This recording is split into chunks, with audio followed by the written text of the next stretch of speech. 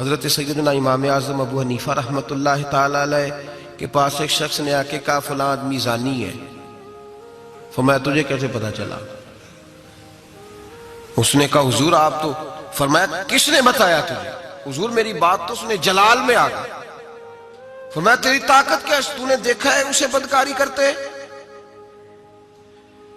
تو نے کسی عورت کے ساتھ اس کو تنہا پایا ہے؟ ایسی حالت میں دیکھا ہے جس سے پتا چلے کہ گناہ کر رہا تھا؟ فلاں آدمی کہہ رہا تھا. فرمایا اگر میں چیف جسٹس ہوتا تو تجھے لٹکا کے 80 کوڑے مارتا. ایک مسلمان کے بارے میں تو نے یہ بات کر دی. اور جو لفظ کہے وہ بڑے سمجھنے والے ہیں. فرمانے لگے تو نے رسول پاک علیہ السلام کا فرمان نہیں پڑھا؟ میرے نبی پاک نے فرمایا جس نے میرے مومن کو دکھ دیا اس نے تو مجھے دکھ دیا ہے. فرمایا تو میرے رسول کو تکلیف دیتا ہے مسلمان کا عیب بیان کر کے؟ تجھے خیال نہیں آتا؟ تو سمجھتا نہیں بات کو؟ من اذا مسلمن فقد اذانی. حضور نے فرمایا جس نے مسلمان کو تکلیف دی اس نے مجھے تکلیف دی ہے. لوگ عیب جوئی اور عیب گھوئی کا فریضہ اور ڈھونڈتے پھرتے ہیں، ٹٹولتے پھرتے ہیں.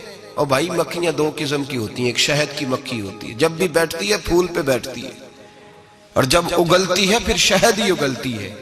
ایک مکھی ہوتی ہے جو بیٹھتی بھی گند پہ ہے، اور جہاں بیٹھتی ہے وہاں گند ہی چھوڑ کے اٹھتی ہے. کردار ایسا اپنائیں، اپنی سوچ کو، تفکرات کو اس طرح کا بنائیں کہ آپ کے ذہن اچھائی کو قبول کرے. آپ جب سامنے والے کو دیکھیں تو آپ کو اچھائیاں نظر آئیں، اچھائیاں. اور جب آپ بیان کریں تو پھر بھی آپ کی زبان سے اچھائیاں ہی نکلیں، اچھائیاں نکلیں. ذہن سازی کریں، اپنے آپ کو سمجھائیں. وہ کسی دانشور نے کہا، ایک شخص مجھے کہنے لگا لوگوں کے چہروں پہ گرد پڑ گئی ہے.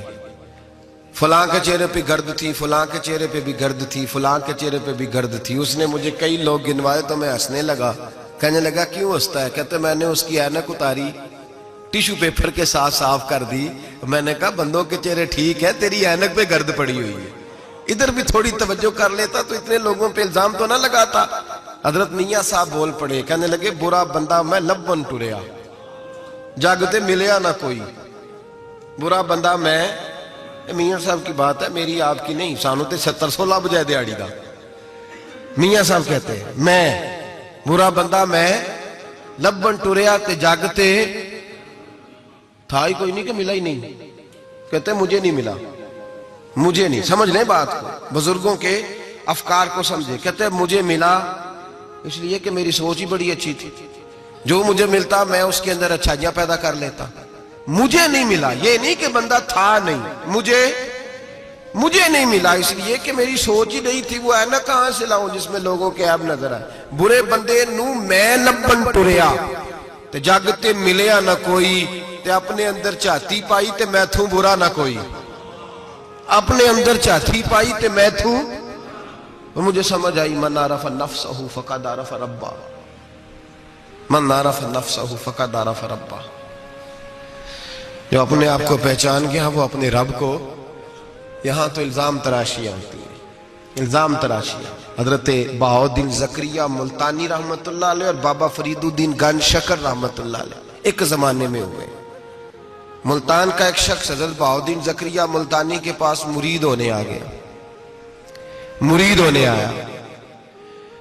حضرت اس کو کونے میں لے گئے اور لے جا کے کہنے لگے تو ملتان کا رہنے والا ہے تو میں اپنے شہر والوں کے ساتھ دھوکہ نہیں کرتا. یہ جو میرے پاس لوگ مرید ہونے آئے ہیں یہ کوئی کہیں سے آیا ہے، کوئی کہیں سے آیا، تو میرے شہر کا ہے. میں کوئی پیر شیر نہیں، میں دکاندار ہوں، جیبیں ٹٹولتا ہوں لوگوں کی. میں دھوکہ دیتا ہوں، تجھے بچانا چاہتا ہوں، تو اس طرح کر کہیں اور چلا جا.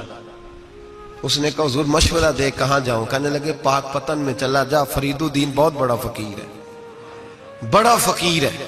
وہ شخص کہتا ہے گھوڑے پہ بیٹھا، میلوں کا سفر تھا، ملتان سے پاک پتن شریف پہنچا. بابا صاحب کی خدمت میں حضور مرید ہونا ہے. کہاں سے آئے ہو؟ کہا ملتان شریف سے. کہنے لگے وہاں فقر کا دریا بہ رہا تھا، تو نہر کے پاس آ گیا ہے.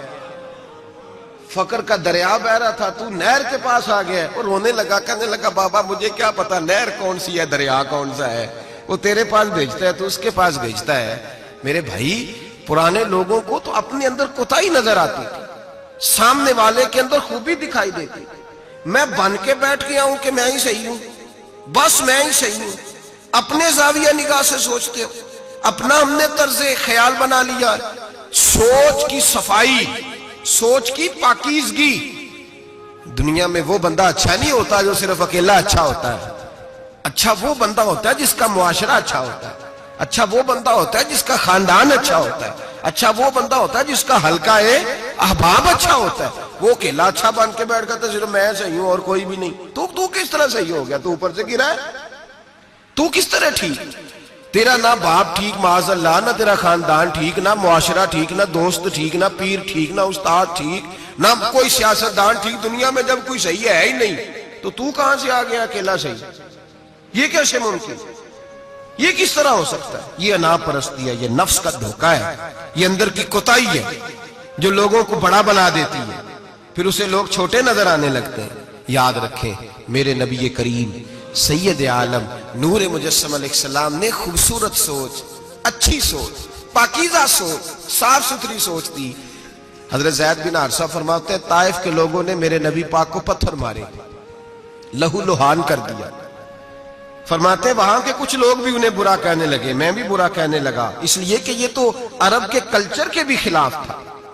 عرب معاشرے کے لوگ اپنے مہمان کے ساتھ یہ سلوک نہیں کرتے تھے چاہے وہ کوئی بھی ہو.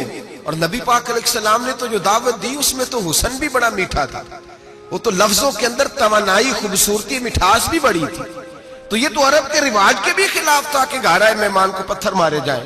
انہوں نے پتھر مارے، لہو لہان کیا، میں نے بھی برا کہا، معاشرے کے لوگوں نے بھی برا کہا. اور فرمانے لگے پھر کمال ہو گیا، حضرت جبریل بھی حاضر خدمت ہوئے اور عرض کرنے لگے یا رسول اللہ صلی اللہ علیہ وسلم، رب فرماتا ہے کہ جبریل جاؤ اور میرے نبی سے جا کے اجازت لو، اگر میرے رسول اجازت دیں تو انہیں مسل کے رکھ دو، انہیں دو پہاڑوں کے درمیان